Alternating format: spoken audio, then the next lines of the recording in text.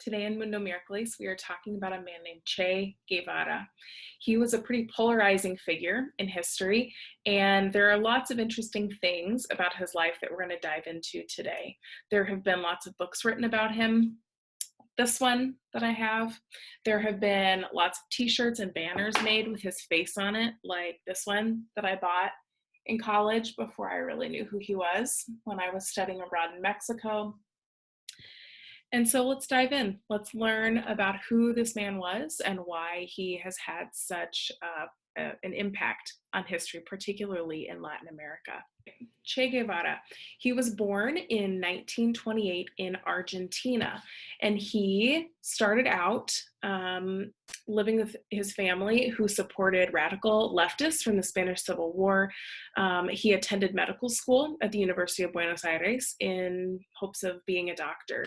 He then decided to take a 9-month trip around South America with his best friend Alberto, and he wrote a journal at the time called the Motorcycle Diaries. It's been published now. It's been made into a movie back in 2004. I really like the movie.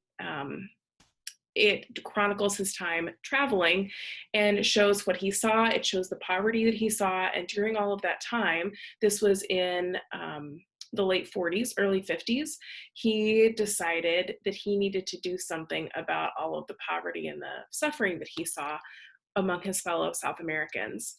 And so he decided to abandon medicine and to enter political activism instead. He really felt the need to liberate South America from all of the leadership that they had, the regimes that were over them at the time. Well, at that time, so early 1950s, we have Senor Castro who comes on the scene. Yes, I'm talking about the infamous, very famous Fidel Castro. So Fidel Castro had planned something called the Movimiento 26 de Julio, which is what that little banner at the bottom is. That was Fidel Castro's attempt to overthrow the Cuban government in 1953. He'd been running for office in Cuba, and in a free election. And the leader at the time, Fulgencio Batista, canceled the election, and he got mad and tried to overthrow the government. And then he was thrown in jail in Cuba for a couple of years. Once he got out, he went to Mexico and met our guy Che, who had abandoned medicine and decided that he wanted to enter political activism. So they decided together that they were going to come up with a plan to overthrow the Cuban government. They became instant BFFs, Fidel and Che. And they together planned this Cuban revolution. So they were going to sail from Mexico over to Cuba in this little yacht. They had 82 people with them. And they were in this, like I said, they were in a yacht called the Granma. And when they arrived, only 22 of them survived the arrival and attack that they received once they got there. They went into hiding and for 3 years did guerrilla warfare against the government. The revolution organized schools, they built health clinics, they had a radio station called Radio Rebelde in which they gave information to all of their supporters. And finally, after 3 years of fighting, on January 2nd, 1959, Fidel Castro became the leader of Cuba and was the leader for over 50 years. He was a leader for a very long time in Cuba. Well, Che, back to our guy Che, he was put in charge of a prison called La Cabaña Fortress Prison that did executions of anybody who was opposed to the revolution. He oversaw somewhere between 50 and 100 executions of people. So this man who trained to be a doctor to save lives was now torturing and killing people who disagreed with their ideology and way of running their government. In the early 1960s, very famously, Cuba, which Che was helping run, ran into quite a few troubles with the United States. You can see here on the screen what some of those were. Like I said, Che had a hand in those along with Fidel. And ultimately, Che came to disagree with some of the Cuban policies regarding how they interacted with the Soviets. And so he left. He became an ambassador around the world.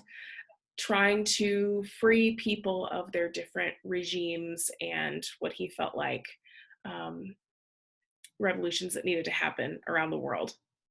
So as you can see, he traveled to Russia, he traveled to the Congo, and did not have a ton of success in what he was setting out to do there. And finally, he went to Bolivia. So when he went to Bolivia, the CIA was after him for all of his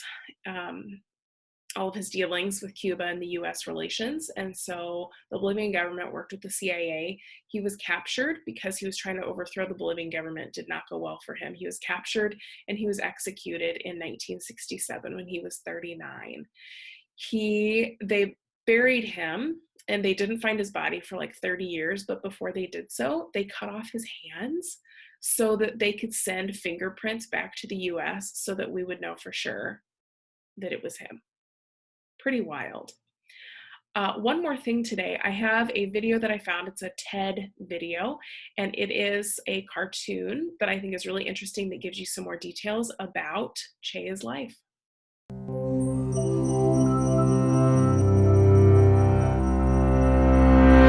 His face is recognized all over the world, the young medical student who became a revolutionary icon. But was Che Guevara a heroic champion of the poor, or a ruthless warlord who left a legacy of repression? Order, order. Hey, where have I seen that guy before? Ahem. Your Honor, this is Ernesto Che Guevara. In the early 1950s, he left behind a privileged life as a medical student in Argentina to travel through rural Latin America. The poverty and misery he witnessed convinced him that saving lives required more than medicine. So he became a terrorist seeking to violently overthrow the region's governments. What? The region's governments were brutal oligarchies. Colonialism may have formally ended, but elites still controlled all the wealth. American corporations bought up land originally seized from indigenous people and used it for profit and export, even keeping most of it uncultivated, while locals starved. Couldn't they vote to change that? Oh, they tried, Your Honor. In 1953, Che came to Guatemala under the democratically elected government of President Arbenz. Arbenz passed reforms to redistribute some of this uncultivated land back to the people while compensating the landowners. But he was overthrown in a CIA-sponsored coup. The military was protecting against the seizure of private property and communist takeover. They were protecting corporate profits. And Che saw that they would use the fear of communism to overthrow any government that threatened those profits. So he took the lessons of Guatemala with him to Mexico. There he met exiled Cuban revolutionaries and decided to help them liberate their country. You mean help Fidel Castro turn a vibrant Cuba into a dictatorship? Dictatorship was what Cuba had before the revolution. Fulgencio Batista was a tyrant who came to power in a military coup. He turned Havana into a luxury playground for foreigners, while keeping Cubans mired in poverty and killing thousands in police crackdowns. Even President Kennedy called it the worst example of economic colonization, humiliation, and exploitation in the world. Whatever Batista's faults, it can't compare to the totalitarian nightmare Castro would create. Forced labor camps, torture of prisoners, no freedom to speak or to leave. But this isn't the trial of Fidel Castro, is it? Che Guevara was instrumental in helping Castro seize power. As a commander in his guerrilla army, he unleashed a reign of terror across the countryside, killing any suspected spies or dissenters. He also helped peasants build health clinics and schools, taught them to read, and even recited poetry to them.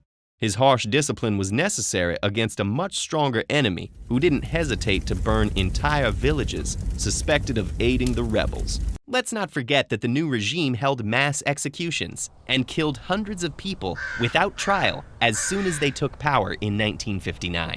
The executed were officials and collaborators who had tormented the masses under Batista. The people supported this revolutionary justice. Which people? An angry mob crying for blood does not a democracy make.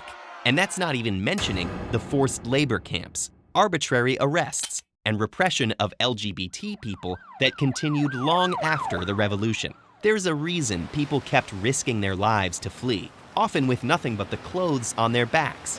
So was that all this Che brought to Cuba? Just another violent dictatorship? Not at all. He oversaw land redistribution, helped establish universal education, and organized volunteer literacy brigades that raised Cuba's literacy rate to 96%, still one of the highest in the world, which allowed the government to control what information everyone received. Guevara's idealistic incompetence as finance minister caused massive drops in productivity when he replaced worker pay raises with moral certificates. He suppressed all press freedom, declaring that newspapers were instruments of the oligarchy, and it was he who urged Castro to host Soviet nuclear weapons, leading to the Cuban Missile Crisis that brought the world to the brink of destruction. He was a leader, not a bureaucrat. That's why he eventually left to spread the revolution abroad. Which didn't go well. He failed to rally rebels in the Congo and went to Bolivia even when the Soviets disapproved. The Bolivian government, with the help of the CIA, was able to capture and neutralize this terrorist in 1967 before he could do much damage, while doing plenty of damage themselves in the process. So that was the end of it? Not at all. As Che said, the revolution is immortal. He was publicly mourned in cities all over the world, not by the Cubans who managed to escape, and his story would inspire young activists for generations to come. Ha! A trendy symbol of rebellion for those who never had to live under his regime. Symbols of revolution may become commodified, but the idea of a more just world remains. Maybe, but I'm not sharing my coffee. Che Guevara was captured and executed by government forces in Bolivia. His remains would not be found for another 30 years. But did he die a hero, or had he already become a villain? And should revolutions be judged by their ideals or their outcomes? These are the questions we face when we put history on trial. This video is made possible by our community on Patreon. And if you liked this video, check out more videos in the History Versus series in this playlist.